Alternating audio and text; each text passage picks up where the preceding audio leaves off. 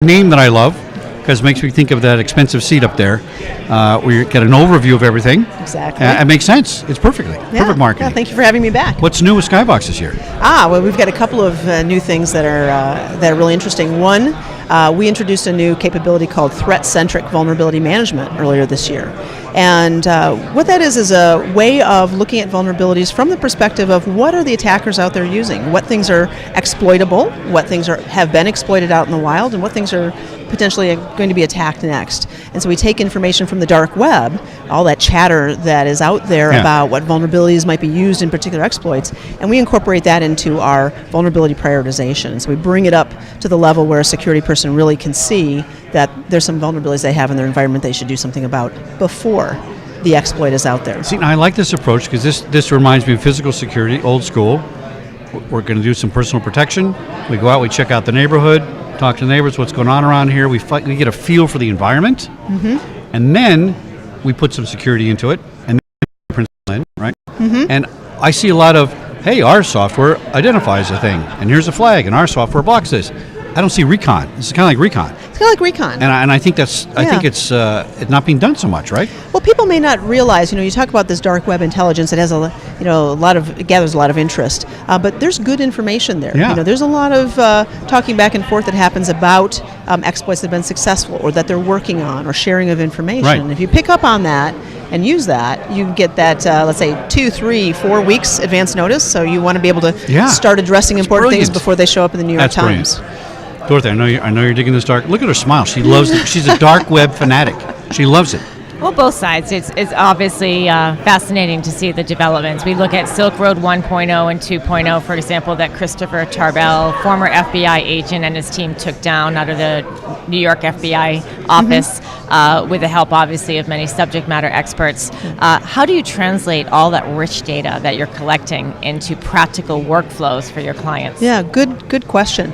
So we do that by, number one, we create a model of a organization's attack surface. So we take in information about their network topology, about all their assets, about those vulnerabilities, and then we take in threat intelligence as well. So we put all of that together, and we've got a really good understanding of all of the ways an organization can be attacked, and we can prioritize that by which assets they really care about. So that kind of comprehensive model allows our security analytics to really do their job and pull out those things that are important for someone to deal with. Excellent. Now, who's your client?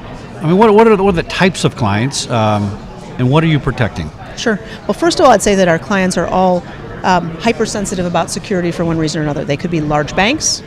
They could be companies that where their services are completely dependent. Let's say on their the businesses that they run through cloud environment infrastructure that they want to protect, and so they may have a lot of regulatory issues as well. So they need to be compliant with regulatory standards. So I would say most of our customers tend to be medium to large enterprises, heavy on the large enterprise side. Right. They're a government organization, banks, insurance companies, large retailers, pharmaceutical companies that want to protect their assets. So these guys get it. They get it. And it's not a hard sell.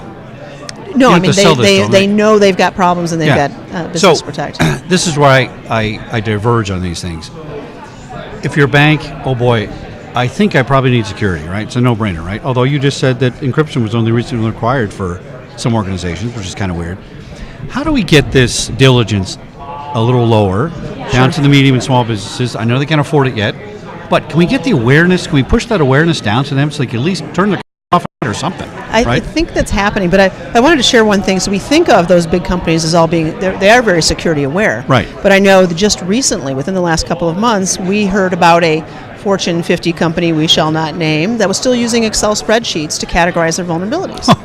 Okay, it's a little concerning to me if you think of your bank account potentially being secured by somebody who's managing with Excel spreadsheets. So I think there still needs to be an awareness even at high levels of you've got to move on to tools that can do a lot of this analysis of tens of thousands or hundreds of thousands of vulnerabilities and do it immediately so you can use the information. As you push that down, though, I think we're already starting to see that. I mean, the news of the latest set of, for example, ransomware attacks was public knowledge everywhere and in the news. I'd say for any security person, big company, small company, to really understand. I think getting the tools to them often involves making sure they can use it in whatever environment they have. Let's say it's if they're using cloud infrastructure, because smaller company, mid-sized enterprise, are moving a lot of their workloads to the cloud.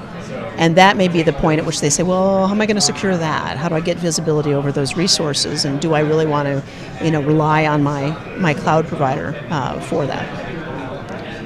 How would you rank the threat landscape? So the bad guys on the outside trying to hack in versus the lack of, for example, identity protection and encryption versus now the increasing number of IoT devices. How does your strategy team or your client coverage team help clients to rank those risks? Sure. Good question. Well, first of all, we definitely see that most, there have been various analyst reports that have backed this up over years. Most breaches tend to be related to security controls that the organization actually has in place. Let's say it could be misconfiguration of something that they already have in place, or not following or reviewing the information in a timely manner. So, if most of those breaches are due to security controls not being managed, then one of the big issues is management. It's really taking those tens or dozens or whatever of firewalls or the vulnerability information that you have from multiple sources and getting control of it. So that's definitely a key issue. Most exploits still come down to a small set of vulnerabilities. Yes, you could have exploits across the board, but the highest profile ones, or that 80-20 rule still applies, where you can solve a big chunk of your problem by paying attention to a few vulnerabilities. The challenge is knowing which ones they are. Yes. Now, I happen to notice, my keen powers of observation, that you're a female. And in this business, that's kind of a rare thing. It may be, but hopefully that's changing. Well, I want it to change. I have 2 female co-hosts in cyber, right? And I think it's really important. Here's what I worry about. I worry about Michelle Cobb, who has a great product, eventually not having enough people in her company to run it because there's such a shortage, right? And how do we get 50% of the population more interested in cybersecurity, right? Yeah. My son's getting his PhD in math. Max. His name's Max. Max. By the way, Max, if you're watching, listen to me. They got to get into security in cyber. And he's like, I don't know if that interests me, blah, blah, blah. So Max, it's all math, right? So even the younger generations who could get into it, he's certainly capable, I can't get his interest up. What would you say to people to join the cause? Because certainly. For the 1 million person shortage here and more in Europe and overseas, I see it's getting to a point where we stop almost. Does it concern you for hiring? Well, I would say I don't see the concern on the hiring on our side, just because we do open up our hiring, and we focus on making sure that we've got, broad outreach to everybody who we need to get in our organization. But what I would say is making, number one, I think that cybersecurity is already becoming a more attractive place for anybody to get into, because it's exciting, the profile of the issues, and understanding that they're really business issues. It's not just technical issues. These are really heavy-hitting business issues. Really attracts a variety of people. So it may be those who have the IT and computer science backgrounds, computer engineering backgrounds, but also those who really understand things from a legal mindset, law enforcement, risk and policy, compliance. We need a wide range of people with different skills.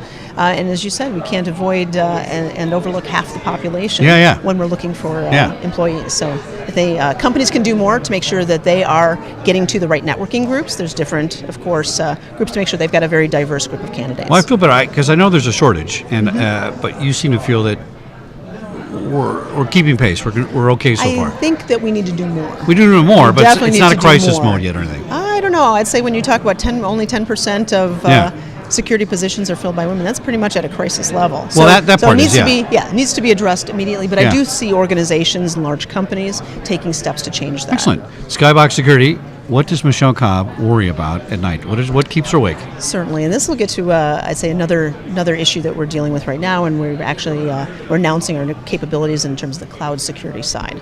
So one of the things that worries me is I've heard security professionals really say, "Hey, we're moving our workloads off to the cloud. That cloud provider is going to handle the security, of our assets in the cloud." so I've taken this off my hands. I don't have to worry about this. Right. That is a big mistake. I know that certainly cloud infrastructure providers are doing what they need to do. But security professionals are still responsible for their assets in the cloud. Right. And so they need to make sure that they have access, they have visibility to those workloads that they're moving, that they can check policy compliance across what are now, even more granular security, security policies like microsegmentation and checking to make sure that things are tagged properly. And so we do that. That's one of the things that we've incorporated in our product is this very wide view of your physical assets, your virtual private clouds, as well as your other cloud infrastructure assets. So you've got this complete view of access issues or compliance issues in the cloud. Very interesting. It reminds me of physical security models. Most guards used to be in-house back in the day, and they outsourced them. And now it's all contract security. Now that model's changing. That's going to, I'm going to hire a robot or I'm going back in-house. True, So things change. outsourcing your cyber is going, it's very interesting. Michelle Cobb, skyboxsecurity.com, one of my favorite interviews. Thanks for coming on Security Guy Thank TV. you very much. I appreciate it. Here, Black Hat 2017. We'll be back in a few minutes Thank with you. one more interview, or maybe we'll have lunch. Maybe we'll go have some lunch. Either way, stay tuned. All right, thanks. All right, push that button. We